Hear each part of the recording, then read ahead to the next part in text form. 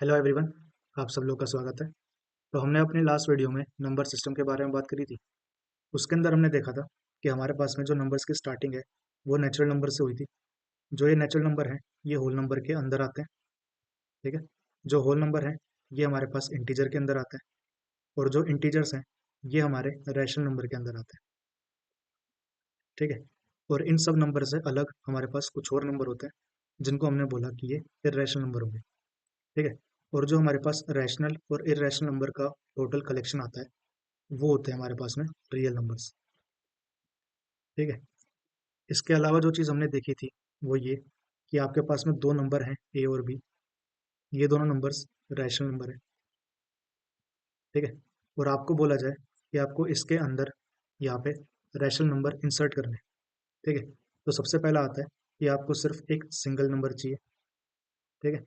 तो उसके लिए हमारे पास एक फॉर्मूला होता है a+b/2। और दूसरा जो क्वेश्चन है वो बन सकता है कि आपको n नंबर्स को इंसर्ट करना है। ठीक है। तो इसके लिए हमारे पास एक मेथड था जो हमने देखा था।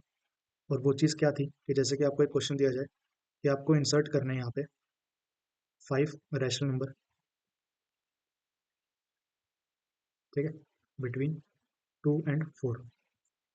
तो हमने क्या किया था कि यहाँ पे जो अपने पास में ए है आप इसको लो, और जितने नंबर इंसर्ट करने हैं इन दोनों को ऐड कर दो। तो 5+2 कितना आएगा? 7। अब जो ये 7 आया है इसको आप डिनोमिनेटर के अंदर ले जाओ। कौन सा डिनोमिनेटर? यहाँ पे हम ए और बी का एक फ्रैक्शन बनाएंगे। ठीक है। ए की वैल्यू कितनी है? 2 है। अब जो ये 2 है इसको मुझे ऐसा फ्रैक्शन लिखना है कि जहाँ पे 7 इसका डिनोमिनेटर आना चाहिए। ठीक है। तो ऊपर जो मेरे पास में वैल्यू है वो 14 आएगी। ठीक है। सिमिलरली जो बी है ये हमारे पास 4 है। तो इस 4 को मैं किस तरीके से लिखूंगा? यहाँ पे 28/7 लिख सकते हैं। ठीक है। अब देखो यहाँ पे हमारे पास जो डिनोमिनेटर है वो दोनों का सेम आ चुका है, ए और बी का। तो अब मैं 14 से 28 के बीच में जितने भी नंबर आते हैं उनको लिख सकता हूँ। यहाँ पे आ जाएगा अपने पास 15/7, 16/7, और इस तरीके से यहाँ पे 57/7 तक। तो जितने भी ये नंबर आए हैं ये सब क्या है? रैशनल नंबर हैं जो हमारे ए और बी के बीच में लाई करते होंगे। ठीक है। इसके अलावा भी बहुत सारे हो सकते हैं, लेकिन हमने उतने नंबर लिख दिए जितने से अपना काम चल जाएगा। ठीक है। हमें क्या बोला था कि हमें 5 रैशनल नंबर चाहिए। यहाँ पे तो हमने 5 से ज़्यादा लिख दिए। तो आप इनमें से कोई भी 5 को सिलेक्ट कर सकते हो, वो आपका आंसर आ जाएगा यहाँ पे। ठीक है। तो ये तो हो गया कि जब यहाँ पे हमारे पास में कोई फ्रैक्शन वैल्यू प्रेजेंट नहीं है। अगर मैं आपको एक क्वेश्चन ऐसा दूं कि अब आपको इंसर्ट करने हैं 14 रैशनल नंबर बिटवीन 20/10 एंड 90/20। ठीक है। ये आपके पास में क्वेश्चन है। अब देखो यहाँ पे हमारे पास फ्रैक्शनल वैल्यू आ गई। अब अगर मैं सेम मेथड से चलता हूँ तो आप क्या करोगे? यहाँ पे 14 + 20/10 करोगे। ये जो फ्रैक्शन आएगा इसको आप डिनोमिनेटर के अंदर लेके जाओगे। ठीक है। और वहां से आप इसको इक्वल टू लिखोगे 20/10, और जो ऊपर वाली वैल्यू है वो इसके अकॉर्डिंग आएगी। ठीक है। तो ये वाली चीज़ तो थोड़ी सी कॉम्प्लिकेट हो रही है। ठीक है ना? तो अब हम क्या करें? तो अगर आप यहाँ पे ध्यान से ऑब्जर्व करो तो हमने किया क्या था? हमने दोनों का डिनोमिनेटर सेम किया था यहाँ पे। ठीक है। 7 चाहिए था और 7 चाहिए था। इसके अलावा अगर आप ओरबा के एग्जाम्पल पे देखोगे तो वहाँ पे भी सेम चीज़ होती है। क्या? ये जो डिनोमिनेटर है वो सेम आ जाता है, फिर हम ऊपर वाली वैल्यूज को चेंज करते जाते हैं और अपने पास में रैशनल नंबर आ जाते हैं। ठीक है। तो अब देखो मुझे ये बताओ, यहाँ पे भी क्या मैं सीधा सीधा ये कर सकता हूँ कि जो डिनोमिनेटर है उसको हम सेम कर लेते हैं? कैसे? जो यहाँ पे हमारे पास 20/10 लिखा है ये हमारे पास में ए की वैल्यू है, और जो बी है वो कितना है? 90/20। ठीक है। तो इसका डिनोमिनेटर अगर मुझे सेम करना है तो इसको मैं 2 से मल्टीप्लाई कर दूं। तो अगर मैं नीचे 2 से मल्टीप्लाई कर रहा हूँ तो ऊपर भी 2 से मल्टीप्लाई करना पड़ेगा। तो जो मेरे पास में ए है उसकी वैल्यू कितनी आ जाएगी? 40/20। और जो बी है वो कितना हो गया? 90/20। ठीक है। अब इनके बीच में जो नंबर है 41/20, 42/20, और इस तरीके से यहाँ पे 89/20। तो ये जितने भी नंबर आए हैं वो सब क्या हो गए? रैशनल नंबर हो गए जो हमारे ए और बी के बीच में आते हैं। आपको कितने चाहिए? 14 चाहिए थे, तो इनमें से कोई भी 14 आप सेलेक्ट कर लो, वो आपका आंसर हो जाएगा। ठीक है। तो ये सारे क्वेश्चन कुछ इस तरीके से सॉल्व किए जाते हैं। अब लास्ट में जो हमने बात करी थी वो रैशनल नंबर तक बात करी थी, और मैंने आपको बोला था कि जो इर्रेशनल नंबर है उनके बारे में हम अगली वीडियो में बात करेंगे। ठीक है। तो यहीं से अपने टॉपिक को स्टार्ट करते हैं।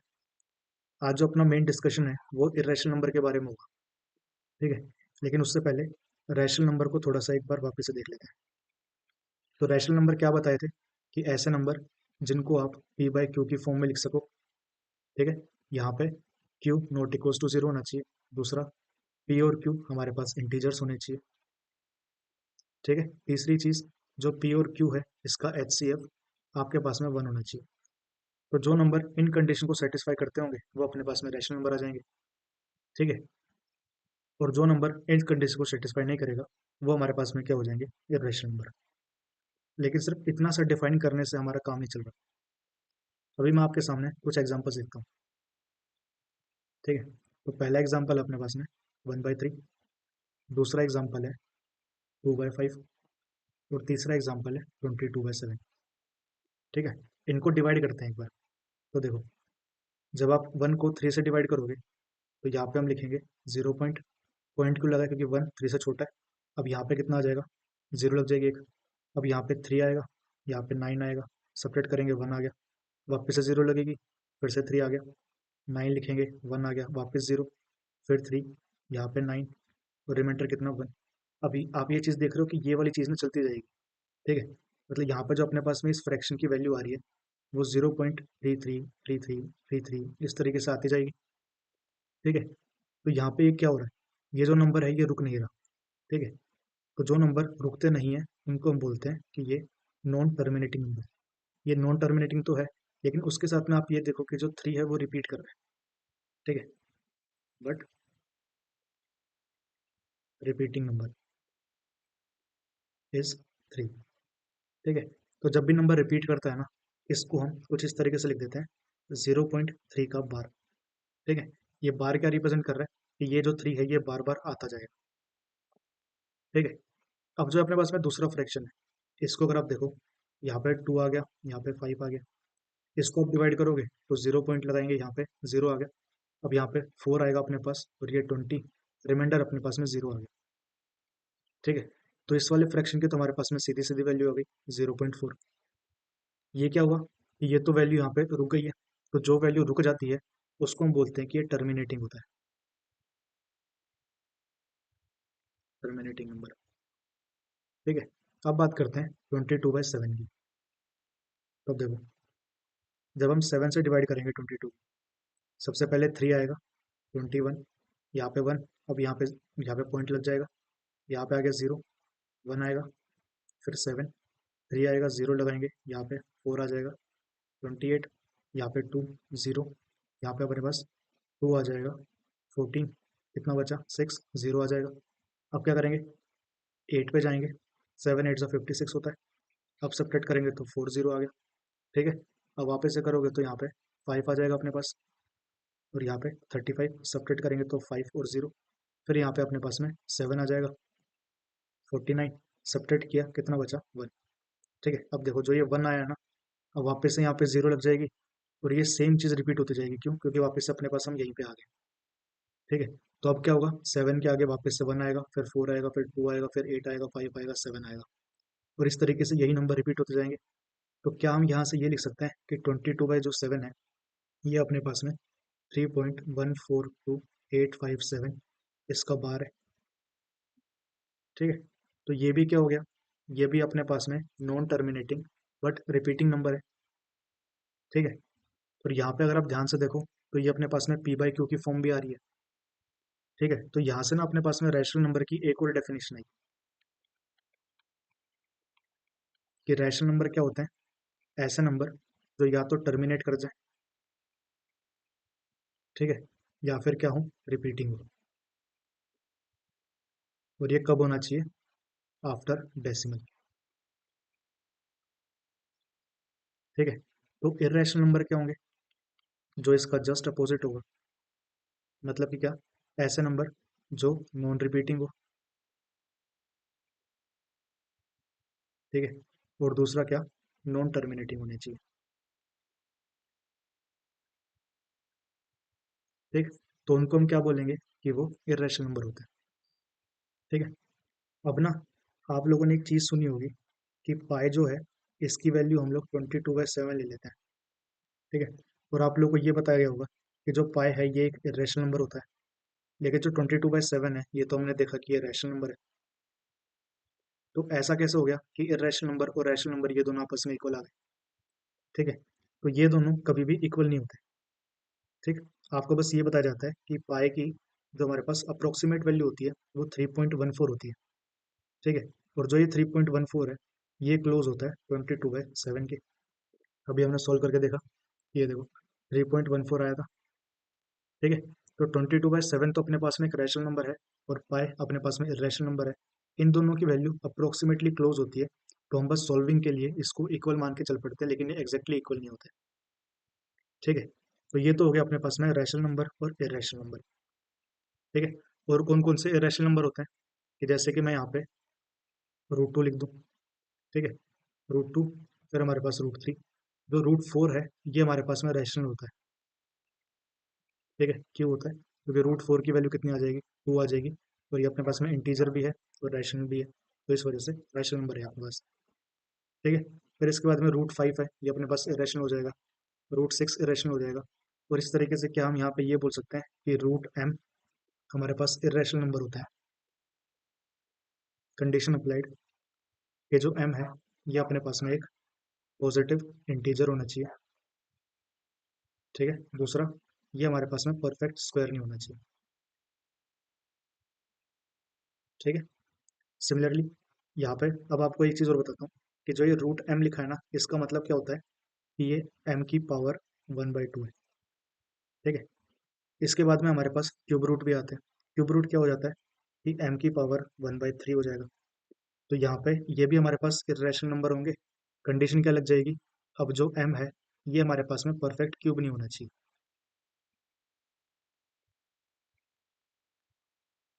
ठीक है, तो ये हमारे पास इरेशनल नंबर हो गए। सिमिलरली आप इसकी पावर को 4 पे भी लेके जा सकते हो, 1/4। अब क्या कंडीशन लग जाएगी कि जो m है उस वो हमारे पास ऐसा नंबर नहीं होना चाहिए कि वो अल्फा की पावर 4 बन जाता हो।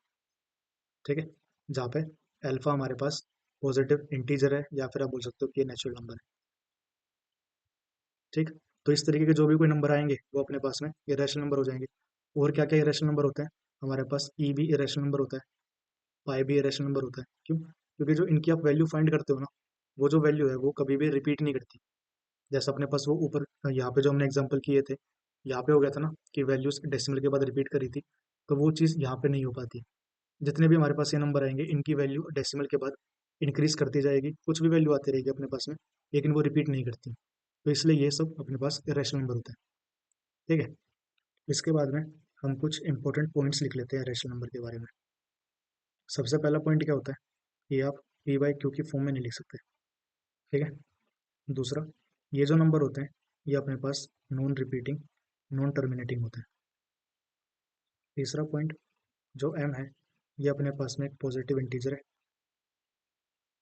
और ये अपने पास में एक परफेक्ट स्क्वायर नहीं होना चाहिए। तो हम ये बोल सकते हैं कि जो √m है ये अपने पास इरेशनल नंबर होंगे। ठीक है, इसके बाद में अगर मैं इरेशनल नंबर का नेगेटिव लेता हूँ तो वो भी हमारे पास में इरेशनल नंबर होते हैं। इसके बाद में अगर आप रैशनल नंबर के अंदर ऐड या सब्ट्रैक्ट करते हो इरेशनल नंबर को, तो ये भी हमारे पास इरेशनल नंबर होता है।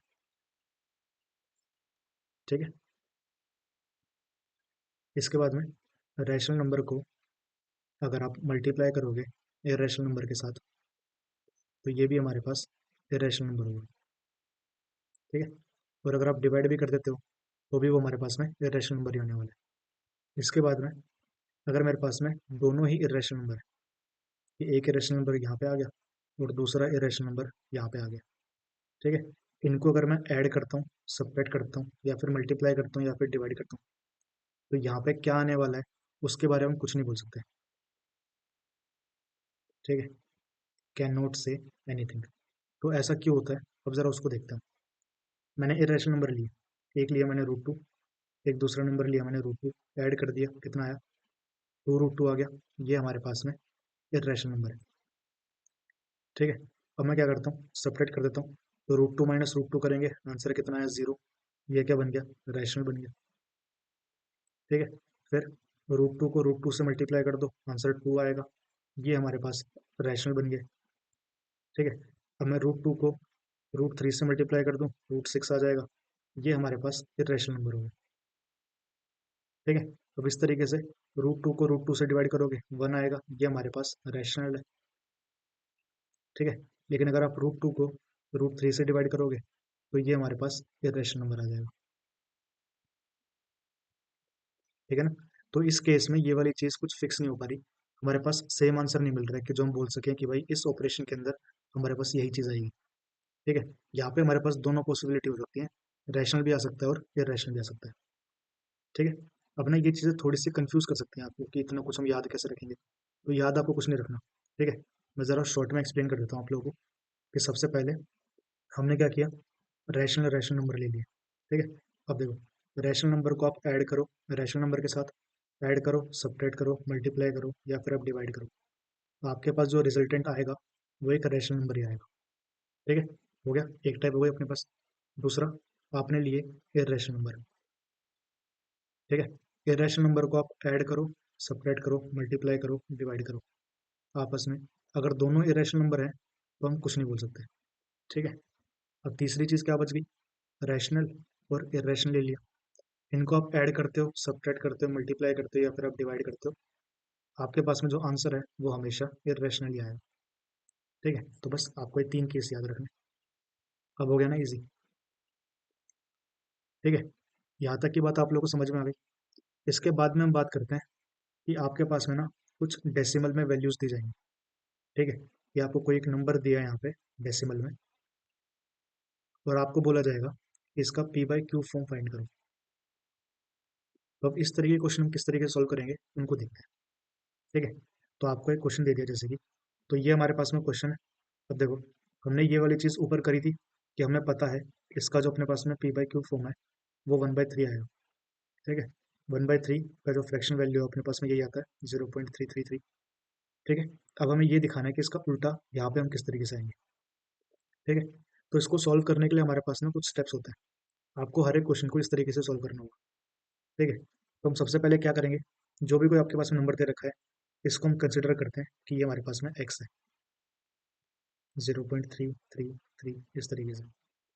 ठीक है, अब मैं क्या करूँगा, तो मैं दोनों तरफ इसको 10 से मल्टीप्लाई कर देता हूँ। ठीक है, मल्टीप्लाई बाय 10 बोथ साइड्स, तो कितना हो जाएगा यहाँ पे अपने पास, यहाँ पे आ जाएगा 10x इक्वल्स टू 3.333333 इस तरीके से आ गया। इसको हमने इक्वेशन 1 नाम दे दिया, इसको हमने इक्वेशन 2 नाम दिया। ठीक है, अब देखो हमने ऐसा क्यों किया है, अब उस तरह उसको ऑब्जर्व करते हैं।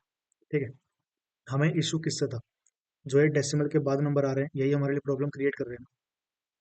ठीक है, तो हमें इनको हटाना है, तो ना हम कुछ ऐसा करने की कोशिश करते हैं कि यहाँ पे जो अपने पास ऊपर एक नंबर आएगा ना, पॉइंट के बाद ये जो नंबर है और किसी नंबर से मल्टीप्लाई करने के बाद जो हमारे पास ये आएंगे, ये दोनों अपने पास सेम सेम आ जाए, ताकि मैं इनको सब्ट्रैक्ट कर दूंगा और पॉइंट के बाद ये सारे नंबर गायब हो जाएंगे। ठीक है, क्या बोला मैंने, और देखो क्या करता हूँ, जो ये इक्वेशन 2 है इसको हम सब्ट्रैक्ट करते हैं 1 के साथ में। ठीक है, तो क्या होगा, जो इक्वल्स टू के लेफ्ट हैंड साइड में है ये आपस में सब्ट्रैक्ट होंगे, और जो राइट हैंड साइड में ये आपस में सब्ट्रैक्ट होंगे। ठीक है, तो अपने पास यहाँ पे आ जाएगा 10x minus x equals to 3.3333 इस तरीके से, माइनस में 0.3333 इस तरीके से। यहाँ पे आ जाएगा अपने पास 9x, और इसकी वैल्यू आएगी 3। अब ये कैसे हो गया, देखो 3.333333 इस तरीके से जा रहा है, यहाँ पे अपने पास 0.3333 आ रहा है, हमने इसको सेपरेट कर दिया, तो देखो पॉइंट के बाद तो ये सारे नंबर सेम सेम है ना, कैंसिल हो गया आपस में। यहाँ पे आ गया 0, और यहाँ पे सेपरेट करोगे तो 3 आएगा, तो 3.0 कितना होता है, 3 होता है। अब यहाँ पे इसको नीचे लेके आ जाओ, एक्स की वैल्यू कितनी आ गई, 3/9, और इसकी वैल्यू आ गई 1/3। तो ये हो गया अपने पास में इसका पी बाई क्यू। अब ना आप लोग मुझसे ये पूछ सकते हो कि सर यहाँ पे हमने 10 से मल्टीप्लाई क्यों किया। ठीक है, तो इसके लिए अब देखो, जब भी आपके पास में क्वेश्चन आएगा तो ये 0.3 का बार लिखा हुआ है, तो आपका सबसे पहला काम होना चाहिए ये चेक करना है आपको कि बार के अंदर कितने पॉइंट है। अगर अपने पास में एक ही नंबर होगा तो आप क्या करोगे, आप 10 से मल्टीप्लाई करोगे। ठीक है, ठीक है, तो अगर एक नंबर है तो आप करोगे 10 से मल्टीप्लाई, अगर दो नंबर आते हैं तो आप करोगे 100 से मल्टीप्लाई। ठीक है, और अगर तीन नंबर आते हैं तो आप करोगे 1000 से मल्टीप्लाई, चार नंबर आते हैं तो आप इसको 10,000 से मल्टीप्लाई करोगे। और इस तरीके से आप इसको इंक्रीज करते जाओगे यहाँ पे। ठीक है, ऐसा हम क्यों कर रहे हैं वो जब आप क्वेश्चन करोगे ना तब आपको समझ में आ जाएगा कि इससे क्या होता है, एकदम से जो हमें डेसिमल जहाँ पे चाहिए ना वो वहीं पे आ जाता है। ठीक है, एक दूसरा क्वेश्चन करते हैं, आपको और अच्छी क्लैरिटी मिलेगी। ये अपने पास में क्वेश्चन है, अब देखो, तो यहाँ पे अगर मैं इसको x मान लूँ तो x कितना है अपने पास, 0.27, 27, 27, 27, 27 और इस तरीके से। ठीक है, अब हमने क्या बोला था कि बार के अंदर जितने नंबर आएंगे हम उस हिसाब से मल्टीप्लाई करेंगे। तो यहाँ पे दो नंबर है तो इसको 100 से मल्टीप्लाई करना चाहिए। अब मैं एक बार के लिए नहीं करता। ठीक है, हम देखते हैं कि इशू क्या आता है। तो अब देखो, हमने क्या किया, मल्टीप्लाई बाई 10 बोथ साइड्स। ठीक है, तो कितना आएगा यहाँ पे, 10x इक्वल्स टू 2.7, यहाँ पे 27, 27, 27, 27 और इस तरीके से। तो अब देखो, अगर मैं इसको इक्वेशन 2 मान लेता हूँ, इसको इक्वेशन 1 मान लेता हूँ, और हम वापस से वही चीज़ करते हैं कि 2 - 1 करेंगे, तो यहाँ पे तो अपने पास में 9x आ जाएगा, कोई दिक्कत नहीं। लेकिन जब आप यहाँ पे आओगे ना, तो यहाँ पे क्या इशू आएगा वो देखो, यहाँ पे 27 है, यहाँ पे 27 है, कैंसिल हो गए, 27, 27, 27 कैंसिल हो गए। लेकिन जो आप यहाँ पे डेसिमल के जस्ट आगे वाला नंबर देख रहे हो ना, यहाँ पे 7 है, यहाँ पे कितना है, 2। ठीक है, तो जो ये दो नंबर आएंगे और जो ये दोनों नंबर हैं, ये दोनों प्रॉपरली कैंसिल नहीं हो पाएंगे यहाँ पे। ठीक है ना, तो मिस्टेक समझ में आई। तो इतना करने से अपना काम नहीं चलेगा, तो इसलिए हम क्या करेंगे, इसको यहाँ पे एक बार और हम 10 से मल्टीप्लाई कर देते हैं। ठीक है, किसको कर रहे हैं, इक्वेशन 2 को। तो अब कितना आ जाएगा अपने पास, यहाँ पे आ जाएगा 100x इक्वल्स टू 27.27, 27, 27, 27 और इस तरीके से। अब देखो, अब आप सब्ट्रैक्ट करोगे तो डेसिमल के बाद में ये सारे नंबर और ये सारे नंबर एग्जैक्टली सेम आ रहे, कैंसिल होकर अपने पास जीरो आ जाएगा। तो अब हम इसको इक्वेशन 3 नाम दे देते हैं। तो हम क्या करेंगे, इक्वेशन 3 में से इक्वेशन 1 को माइनस करते हैं, यहाँ पे अपने पास 99x आ जाएगा इक्वल्स टू, यहाँ पे कितना बचेगा, 27। ठीक है, x की वैल्यू कितनी आ गई, 27/99। ठीक है, यहाँ पे अपने पास 9 आ जाएगा, यहाँ पे 33, 3 से डिवाइड कर दिया। ठीक है, यहाँ पे 3 आ जाएगा, यहाँ पे अपने पास 11 आ जाएगा। तो अपने पास p/q फॉर्म क्या आई, 3/11। ठीक है, सिमिलरली अगर यहाँ पे मेरे पास 3 नंबर आते हैं बार के नीचे, तो आपको समझ में आ गया कि हमें 1000 से मल्टीप्लाई क्यों करना पड़ेगा। ठीक है ना, क्योंकि हमें डेसिमल के बाद में सेम नंबर चाहिए ताकि वो सब्ट्रैक्ट हो सके। इसके बाद में हमारे पास कुछ ऐसे क्वेश्चन भी आ सकते हैं कि जहाँ पे डेसिमल के एकदम बाद में बार ना लगाओ, मतलब कि क्वेश्चन आ गया 0.235 का बार। अब ये हमारे पास में क्वेश्चन है, इसका मतलब क्या है कि जो ये नंबर है ना, ये है 0.235, 35, 35, 35, 35 इस तरीके से। ठीक है, इसको हमने x मान लिया। अब देखो, अब क्या करेंगे, सबसे पहले 2 को आगे ले आते हैं। ठीक है, तो मल्टीप्लाई बाय 10 कर दिया बोथ साइड, तो ये कितना आ जाएगा, 10x इक्वल्स टू 2.35, 35, 35, 35 इस तरीके से। अब क्या हो गया, डेसिमल के बाद नंबर रिपीट करने लग गए। ठीक है, तो अब देखो, अगर मैं वापस से इसको इक्वेशन 1 ले लेता हूँ, इसको इक्वेशन 2 ले लेता हूँ, अब सब्ट्रैक्ट करेंगे तो क्या सब्ट्रैक्ट हो पाएगा प्रॉपरली, नहीं हो पाएगा। क्यों, क्योंकि यहाँ पे अपने पास डेसिमल के जस्ट बाद में 2 है और यहाँ पे 35 है, तो ये नंबर तो सेम आए नहीं। तो अब हम क्या करेंगे, यहाँ पे देखो 35 है बार में, तो 100 से और मल्टीप्लाई कर देते हैं क्वेश्चन को। तो मल्टीप्लाई बाय 100 बोथ साइड, कितना हो गया यहाँ पे, ये 1000x हो गया इक्वल्स टू 235.35, 35 और इस तरीके से। ठीक है, अब देखो, अब आप मेरे को ये बताओ कि ये जो इक्वेशन नंबर 3 आ गई, तो अब हमें क्या करना चाहिए, 3 और 2 को सेपरेट करना चाहिए, 2 और 1 को सेपरेट करना चाहिए, या फिर 3 और 1 को सेपरेट करना चाहिए। ठीक है, हमारा काम क्या है, डेसिमल के बाद वाली जो चीज़ है ना वो सेम आनी चाहिए। तो आप ध्यान से देखो, तो ये पॉइंट के बाद में जो नंबर है और यहाँ पे जो पॉइंट के बाद नंबर है ये सेम आ रहे हैं, तो इन दोनों को सब्ट्रैक्ट करूंगा तो वो हमारे लिए फायदे की चीज़ है, क्योंकि अपनी इक्वेशन सॉल्व हो जाएगी। ठीक है ना, अपना क्वेश्चन सॉल्व हो जाएगा इस तरीके से। तो अब हम यहाँ पे क्या करेंगे, हम इक्वेशन 3 को सब्ट्रैक्ट करेंगे 2 के साथ में। ठीक है, तो यहाँ पे अपने पास में आएगा 990x।